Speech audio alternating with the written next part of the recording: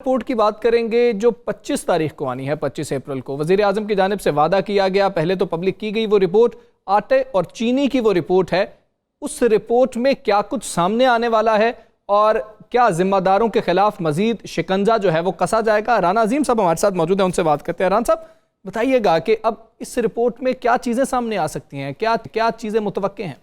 देखिए, इस रिपोर्ट में तो बहुत सी चीज़ें सामने आएंगी। मैं आपको ये बताता चलूँ, जो कुछ चीज़ें होती हैं हम नाम नहीं ले सकते। नाम इसलिए ले सकते हैं कि फिर कहेंगे कि रिपोर्ट किस तरह वक्त से पहले बाहर आ गई। 3 FIR दर्ज होंगी।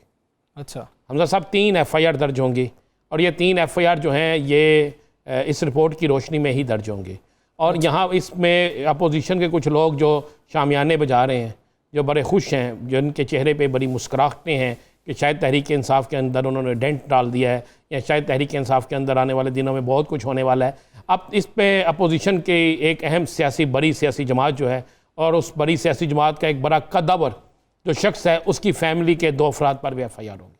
अच्छा, उस फैमिली के 2 अफराद पर भी FIR होंगी, ये मुतवक्के है हमारे ज़राए के मुताबिक। और कुछ ऐसे इनाम जिनके हवाले से अपोजिशन शॉर्ट कर रही है, उनमें से 2 को क्लीन चिट मिल जाएगी। क्योंकि फोरेंसिक रिपोर्ट में बहुत सी चीज़ें ऐसी सामने आ गई हैं कि जिसमें वो जुर्म था ही नहीं, जो जुर्म बना दिया अपोजिशन। हुआ ये कि ये रिपोर्ट जब सामने आई ना, इस रिपोर्ट का जो हिस्सा पसंद आया उसने उस हिस्से पे बात करनी शुरू कर दी। बिल्कुल ठीक। उसने पूरी रिपोर्ट नहीं पढ़ी, उसने पूरी रिपोर्ट के मंदरजा जात नहीं पढ़े, उसने ये नहीं पढ़ा कि कहाँ पे क्या हो रहा है और किसका किस जगह पे कसूर है। किसी ने ये नहीं पढ़ा कि इस रिपोर्ट में तो एक हिस्सा ये भी था जिसमें लिखा गया था कि माजी में किस किस को कितना कितना कुछ दिया जाता है। इस रिपोर्ट में जुर्म को जुर्म बनाया नहीं गया, बल्कि निशानदेही की गई ये हदशा है। लेकिन इसमें हमें मज़ीद वक्त चाहिए, मज़ीद चीज़ें चाहिए, फोरेंसिक इसकी रिपोर्ट की मुकम्मल होनी चाहिए, उसके बाद जाके आएगा। अब हमारी इतला के मुताबिक, हमारी इंफॉर्मेशन के मुताबिक, ये तो आने वाला वक्त दुरुस्त बताएगा क्या दुरुस्त है या क्या गलत है, लेकिन मेरे पास जो इन्फॉर्मेशन है उसके मुताबिक कि इसमें जो लोग खुश हैं उनके लिए गमी का पैगाम है। और जो लोग गम में डूबे हुए थे, हो सकता है वो पुरानी ही अपनी तनहा पर दोबारा अपना काम शुरू कर दें। अच्छा, चीज़ें बिल्कुल बदल सकती हैं और ये बदलती हुई नज़र आ रही हैं। और इसके साथ साथ ये भी बताता चलो, 25 को तो एक रिपोर्ट है ना, 3 या 4 तारीख तक 2 और रिपोर्टें जो हैं वो सामने आएंगी। अच्छा, और वो उनका काम मुकम्मल उस पर हो चुका है और उनमें बड़े ब्यूरोक्रेट्स, बड़े साबिक वज़रा, तगड़े साबिक वज़रा और साबिक हुक्मरान जो हैं वो भी शिकंजे में आ रहे हैं। जिसमें से एक रिपोर्ट में तो एक ऐसा इंकशाफ सामने आ रहा है कि सिंध से तल्लक रखने वाली एक बड़ी कद्दावर सियासी शख्सियत जो है, वो बाकायदा उसका एक मिडल मैन जो है वो एनर्जी सेक्टर में एक बहुत बड़े ग्रुप के साथ पार्टनर है। अच्छा, और सारा कुछ वो करता है और उसके बाद वो पेमेंट कहाँ जाती है, किसके थ्रू जाती है, वो बाकायदा एक चार्ट बना हुआ है। ये आने वाले जो दिन हैं ना, ये 25 अप्रैल से लेकर 5 तारीख तक, 5 मई तक आप देखेंगे कि पाकिस्तान में कोरोना से बड़ा कोरोना शुरू होगा। सियासी कोरोना भी होगा और ये ऐसा कोरोना होगा जो करप्शन के लोगों को बेनकाब करेगा। करप्ट ज़्यादा जो लोग हैं उनके लिए ये कोरोना तैयार होगा। और ये बिल्कुल मैं आपको दुरुस्त कह रहा हूँ, आने वाले दिनों में देख लीजिएगा।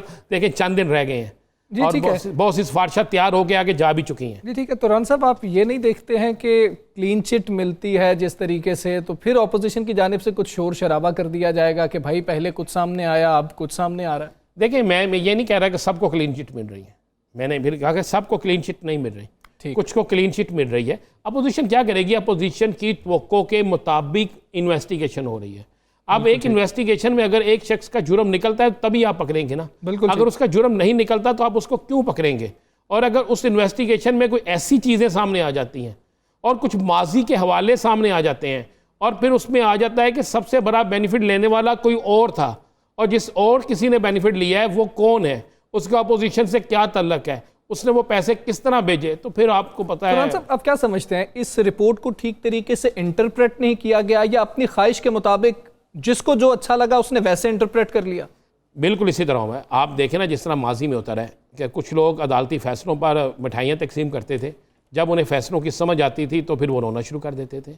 ये इसी तरह हुआ है। मैं फिर कह रहा हूँ कि पूरी रिपोर्ट को पढ़ना चाहिए था, पूरी रिपोर्ट के एक एक मंदरजात को सामने रखना चाहिए था। जब एक एक लफ्ज़ पे आप गौर करते तो आपको नज़र आ जाता है। ये वही हिसाब है ना, जिस तरह एक होता है कि नमाज मत पढ़ो अच्छा ये कोई नहीं पढ़ता किस हालत में नमाज नहीं पढ़नी। बिल्कुल ठीक। जो जिसको अच्छा लगा ना, जिसने नमाज नहीं पढ़नी, उसने कहा यार ये देख लें ये लिखा हुआ, अपना मतलब निकालिए। तो इसी तरह मुख्तलिफ रिपोर्ट्स में पूरी रिपोर्ट्स को सामने रखना चाहिए, उसकी एक एक चीज़ सामने रखनी चाहिए, उससे फ़ायदा किसको हुआ, नुकसान किसको हुआ। अगर ये फ़ायदा हो रहा था, ये फ़ायदा ना होता तो फिर आगे नुकसान कितना होना था, किसका नुकसान होना था, कैसे नुकसान होना था। ये सारी चीज़ें अब बड़े जामिया तरीके से आ रही हैं और आने वाले दिनों में आपको नज़र आएगा कि मैं फिर वही कह रहा हूँ, जो मिठाइयाँ बांट रहे थे अब वो गम में चले जाएंगे, शायद वो दरियाँ बिछा कर बैठ जाएँ, और जो गम में थे उनके लिए कोई बेहतरी होगी। जी ठीक है, 25 तारीख को जो है ये रिपोर्ट भी सामने आ जाएगी, दूध पानी का पानी हो जाएगा और फिर देखेंगे कि क्या हकाइक थे जो अब सामने आए हैं।